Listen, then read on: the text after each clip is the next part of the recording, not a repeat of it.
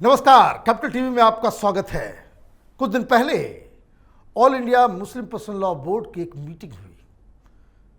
देश भर से तमाम वोटों के सौदागर वहां इस मीटिंग में शरीक होते हैं और हैदराबाद वाले भाईजान वो भी वहां मौजूद होते हैं और ये फैसला लिया जाता है कि सरकार और कोर्ट जो यूनिफॉर्म सिविल कोड की ओर बढ़ रही है उसका विरोध किया जाए।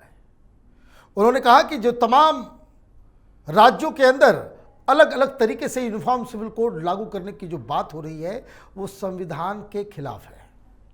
और ये भी कहा गया कि जो लहजा all India Muslim personal law board की तरफ से जो सामने आया वो ये एक तरह से वो सरकार को भी धमकी दे रहे हैं, सुप्रीम कोर्ट को भी धमकी दे रहे हैं और ये कह रहे हैं कि हम इसका विरोध करेंगे, सड़कों पे भी करेंगे और इसका कोर्ट में भी विरोध करेंगे। तो यूनिफॉर्म सिविल कोड इस देश में होना चाहिए या नहीं होना चाहिए, ये मसला संसद में तय होगा, कोर्ट में तय होगा या फिर चंद मुट्ठी भर मुस्लिम नेताओं के या यूं कहें वोटों के सौदागरों के द्वारा तय किया जाएगा। इसी चीज़ को समझने के लिए हमारे साथ PIL मैन अश्विनी उपाध्याय जी हमारे साथ हैं। आपका बहुत बहुत स्वागत है।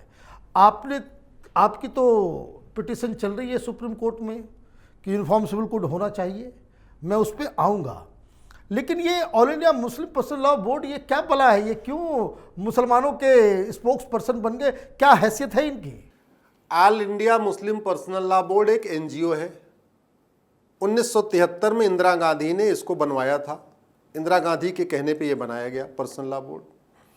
वो सिंपल एक NGO है और भारत में 25 लाख के आसपास NGO है, इसलिए वो कोई मुसलमानों का माउथपीस नहीं है, वो कोई मुसलमानों का ठेकेदार नहीं है जो हर बात में आके अपनी प्रेस कॉन्फ्रेंस शुरू कर देता है हर बात में। एक चीज बताइए, हम और आप मिलके एक all India Hindu personal law board बना ले तो हम सरकार को ऐसे चैलेंज करें कि भैया हम देखो, हम हिंदुओं के पूरे भारत के 100 करोड़ हिंदुओं के ठेकेदार हमें नहीं है। अरे हिंदुओं के ठेकेदार, हिंदुओं के बात कहने वाले अलग लोग हैं, धर्मगुरु हैं, शंकराचार्य हैं, वो हिंदू हित की बात करेंगे। ये पर्सनल लॉ बोर्ड कौन होता है? इसमें 4-5 पॉलिटिशियन है, 4-5 बाहर के लोग हैं, यहाँ से पैसा आ रहा है, वहाँ से पैसा आ रहा है, फॉरेन से पैसा आ रहा है, यहाँ की जकात आ रही है, वहाँ की जकात आ रही है, और मिलकर उन्होंने वो कहते नहीं सारे वो एक काठ की अपनी हाड़ी मिला रखा है और मिला मिला के कहते रहते हैं, हम धमकी देते रहते हैं। कौन होता है? नहीं, वो भी सारे मुसलमानों को थोड़ी रिप्रेजेंट करते हैं। ना उसमें पसमंदा है, ना उसमें जुलाहा है, ना उसमें कोई जो धोबी मुसलमान होता है वो है। उसमें तो मुझे लगता है कि सिर्फ 2-3 हैं उसमें पर्सनल लॉ बोर्ड में। जो अगर आप सारे मेंबर्स को देख लो, केवल अपर क्लास जो मुस्लिम्स हैं, अपर कास्ट के जो मुस्लिम हैं वही हैं, ना उसमें पसमंदा है। बाकी टोटल 72 फिरके हैं, 72 फिरके में से 70 फिरके उसमें नहीं है पर्सनल लॉ बोर्ड में, केवल 2 फिरके हैं बस। 2 फिरकों को लेके 72 फिरकों की बात करता है, हिंदुस्तान की बात करता है। और वैसे इसलिए इसको ज़्यादा भाव देने की ज़रूरत नहीं है। मैंने अलग अलग PIL सुप्रीम कोर्ट में फाइल किया है।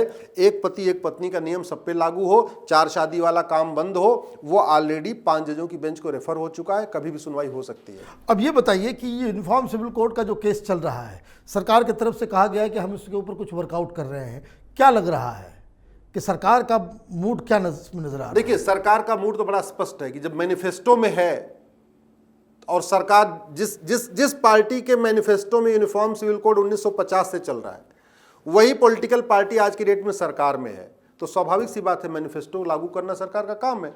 और वो संविधान के तहत ये संविधान में बाध्य किया गया है सरकार को बनाने के लिए। 23 नवंबर 1948 को पूरी चर्चा हो चुकी है। ये जितना पर्सनल लॉ बोर्ड इधर उधर बोलता है इस पे सब 23 नवंबर 1948 को खूब चर्चा हुई, विस्तृत डिबेट हुई, वोटिंग की नौबत आई, वोटिंग शुरू हुई। उसके बाद डॉक्टर अंबेडकर ने इसको कंक्लूड किया पूरी बहस को। ये तय हुआ नहीं, भारत में पर्सनल लॉ नहीं चलेगा, भारत में शरीयत नहीं चलेगा, भारत में सबके लिए एक समान कानून होगा। संविधान का तो मतलब होता है ना संविधान, ऐसा विधान जो सबके लिए समान, उसको कहते हैं संविधान। तो आर्टिकल 44 कहता है समान नागरिक संहिता होनी चाहिए, समान दंड संहिता पहले है जिसको इंडियन पिनल कोड कहते हैं, उसी की तर्ज पे एक Indian civil code, common civil code एक आना चाहिए। लेकिन मुझे ये समझ में नहीं आता है कि ये जो ऑल इंडिया पर्सनल मुस्लिम लॉ बोर्ड जो है ये कहता है कि भाई ये हमारे रिलीजन के ऊपर हस्तक्षेप है, हमारे शरीयत को जो है बदलने की कोशिश की जा रही है, हमारी जो धार्मिक आज़ादी है उसके ऊपर बड़ा हमला है। ये पर्सनल लॉ बोर्ड मुझे लगता है कि जो अंग्रेज थे यहाँ पे उन्हीं का कोई एक एजेंसी है और या कहीं न कहीं उससे गवर्न हो रहा है। नहीं, बिल्कुल आपने सही कहा। सबसे पहले ये 1937 में ही बनाया हाँ, 1937 में जो शरीयत एक्ट बना था, जो पर्सनल लॉ बना था, अंग्रेजों ने इस देश में हिंदू मुस्लिम करने के लिए बनाया डिवाइड था। करने के लिए। और जब बना था उसके कच्ची मेनन मुसलमानों ने, गुजरात के मुसलमानों ने, महाराष्ट्र के मुसलमानों ने विरोध किया था। बोले तुम ये क्यों बना रहे भैया, हम तो सब एक ही नियम कानून चलते हैं, हमें अलग से कानून नहीं चाहिए। उसका विरोध भी हुआ था। लेकिन उसके बाद जो नेहरू जी ने गलती किया, जो हिंदू मैरिज एक्ट बना दिया, जबकि उस समय सब लोग कह रहे थे हिंदू मैरिज एक्ट क्यों बना रहे हो, आप आर्टिकल 44 को लागू करो, कॉमन सिविल कोड को लागू करो, सबके लिए बराबर हो जाए, कर दो। आज की डेट में भाई एक व्यक्ति मान लीजिए पति पत्नी को बच्चे नहीं है और चाहता दूसरी शादी कर ले घर परिवार चलाने के लिए, तब भी नहीं कर सकता। हिंदू अगर चाहे कि पति पत्नी के रहते हुए बच्चे नहीं है, खानदान चलाने के लिए, वंश चलाने के लिए दूसरा विवाह कर ले तो नहीं कर सकता। लेकिन वही दूसरी व्यक्ति पहली से भी 10 बच्चे कर सकता है, दूसरी से भी 10 कर सकता है, तीसरी से 10 कर सकता है, चौथी से भी 10 कर सकता है। तो मतलब मौज मस्ती के लिए 4-4 लोग शादी कर सकते हैं। नहीं, कोई ऐसा भी कर सकता है कि हम 20 आदमी मिलकर के एक नया धर्म शुरू कर दें और उसके बाद अपने हिसाब से उसका कानून बना दे, तो फिर कोर्ट के सामने क्या होगा? मुझे नहीं लगता है, मैं तो पूरी आश्वस्त हूं कि 2023 में यूनिफॉर्म सिविल कोड आ जाएगा, एक पति एक पत्नी का नियम सब पे लागू हो जाएगा, तलाक का तरीका एक होगा। भाई ट्रिपल तलाक ही तो खत्म हुआ ना। हाँ, 5 तरीके के तलाक और भी चल रहे हैं, और वो 5 तलाक भी ईमेल से होते हैं, व्हाट्सएप से होते हैं, अपना एसएमएस से भी होते हैं, इसके अलावा जो है कुरियर से भी होते हैं, स्पीड पोस्ट से भी होते हैं। 5 तरीके। तलाक हसन आज भी चल रहा है, तलाक एहसन आज भी चल रहा है, तलाक सुन्नत आज भी चल रहा है, तलाक बाइन आज भी चल रहा है, तलाक किनाया आज भी चल रहा है। अभी केवल ट्रिपल तलाक खत्म हुआ है, 5 तरीके के तलाक और चल रहे हैं। और उसमें ये मुस्लिम पर्सनल लॉ बोर्ड एक्चुअली महिला विरोधी है। क्यों मैं कह रहा हूं महिला, और खासतौर पर मुस्लिम महिला विरोधी है? क्योंकि हिंदुओं के लिए यूनिफॉर्म सिविल कोड आए चाहे ना आए कोई फर्क नहीं पड़ता। हिंदुओं में बहन बेटियों को बराबर अधिकार मिल चुका है, बेटा बेटी को बराबर अधिकार है, बहू और बेटे को बराबर अधिकार है, कोई अंतर नहीं है। यूनिफॉर्म सिविल कोड की जरूरत इनफैक्ट मुस्लिम महिलाओं को है, मुस्लिम बेटियों को है, जिनको आज भी ट्रिपल तलाक खत्म हुआ लेकिन तलाक हसन उनको मिल रहा है, ईमेल से मिल रहा है, कुरियर से मिल रहा है, स्पीड पोस्ट से मिल रहा है, इस तरीके से आज भी हो रहा है। इसके अलावा हलाला आज भी चल रहा है, मुताह आज भी चल रहा है। कॉन्ट्रैक्ट मैरिज 10 दिन के लिए शादी कर लो, मुताह 10 दिन के लिए शादी कर लो, मिस्यार आज भी चल रहा है। तो ये पर्सनल लॉ बोर्ड से मैं एक सवाल जरूर पूछना चाहूंगा। इस देश में तुम संविधान की बात करते हो, कहते हो हम तो महिलाओं के समर्थक हैं। एक ससुर ने अपनी बहू से बलात्कार किया, मुजफ्फरनगर में, याद है आपको इमराना वाला केस? जब वो गई शरिया कोर्ट में, दारुल कजा उसको कहते हैं, दारुल कजा ने बोला भाई बलात्कार कर दिया तो ससुर तुम्हारा शौहर हो गया। तो बोले फिर मेरा शौहर क्या हुआ? बोले तुम्हारा शौहर तुम्हारा बेटा हो गया। ये पर्सनल लॉ बोर्ड या बाकी और भी जितने अपने मुस्लिमों के रहनुमा की बात करते हैं, अपने आप को मुस्लिमों का रहनुमा बनते हैं, ये कभी इमराना को न्याय दिलाने के लिए सामने क्यों नहीं आते कि उसके जीते जी उसका ससुर, बलात्कारी ससुर उसका शौहर बन गया और उसका बेचारा खुद का उसका शौहर जो दुबई में कहीं बाहर कमा रहा था वो उसका बेटा बन गया। ये तमाशा आज भी हो रहा है और वो शरिया कोर्ट आज भी चल रही है। तो मैंने शरिया कोर्ट को भी इसलिए चैलेंज किया हुआ कि इस देश में शरिया कोर्ट बंद होना चाहिए। इन्होंने वैसे भी ये दारुल कज़ा की कोई आवश्यकता ही नहीं है इस देश के अंदर में। एक और सवाल जो मेरे जहन में आ रहा है कि ये बहुत सारे पॉलिटिकल पार्टीज भी कह रही है, कांग्रेस पार्टी हो, समाजवादी पार्टी हो, लालू यादव की पार्टी हो, ये तमाम ये जो मुस्लिम वोट के लालची लोग जो हैं, इन लोगों का एक आर्गुमेंट है कि भाई यूनिफॉर्म सिविल कोड लाना है, आप लेकर के आइए, लेकिन मुसलमानों की रजामंदी से।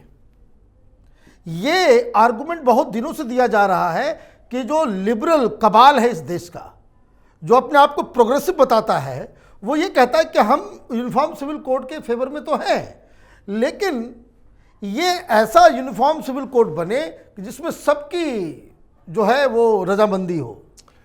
एक चीज बताइए Manish ji, uniform civil code कोई रॉकेट साइंस तो है नहीं। बिल्कुल नहीं है। पूरी दुनिया में चल रहा है ना, अमेरिका में चल रहा है, सिंगापुर में चल रहा है, कोरिया में चल रहा है, ब्रिटेन में चल रहा है, जापान में चल रहा है, हर जगह चल रहा है ना। इस्लामिक कंट्रीज के अंदर चल रहा है, इस्लामिक कंट्री में चल रहा है। दूसरी बात, भारत में भी यूनिफॉर्म सिविल कोड गोवा में भी चल ही रहा है। हाँ। तीसरी बात, जब भारत का संविधान सभा में पूरी बहस हो चुकी है, लंबी चर्चा हो चुकी, तो वो चर्चा कितनी बार करेंगे?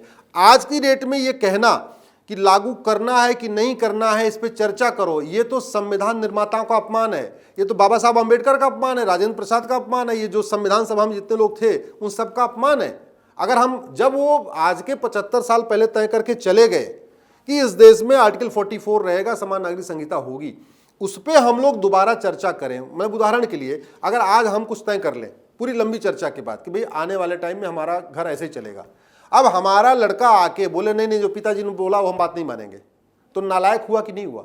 तो जो लोग इस तरीके की बात कर रहे हैं इनफैक्ट वो नालायक है, वो संविधान विरोधी हैं, वो बाबा साहब अम्बेडकर का अपमान कर रहे हैं, सरदार पटेल का अपमान कर रहे हैं। और मुस्लिम बच्चियों के सबसे और बड़े कांग्रेस कैसे इस बात को कह सकती है? कांग्रेस ने, नेहरू जी ने संविधान सभा में साइन किया है यूनिफॉर्म सिविल कोड के ऊपर, उनका भी साइन है उस पर कि हाँ भाई ठीक है होना चाहिए। अलग बात है कि उन्होंने लागू नहीं किया, अलग बात है कोई एफर्ट नहीं किया, लेकिन उस समय तो 3-4 मेंबर के अलावा बाकी सब ने 250 से ज्यादा मेंबर ने उस पर साइन किया हुआ है कि हाँ भाई यूनिफॉर्म सिविल कोड होना चाहिए। तो जब एक बार बन गया, कोई नई चीज बन रही हो जो कहीं संविधान में ना लिखी हो, कभी कानून में ना लिखी हो, कोई नई चीज सरकार करे तो समझ में आता भाई सबसे कंसल्टेशन करना। और कंसल्टेशन करे किससे?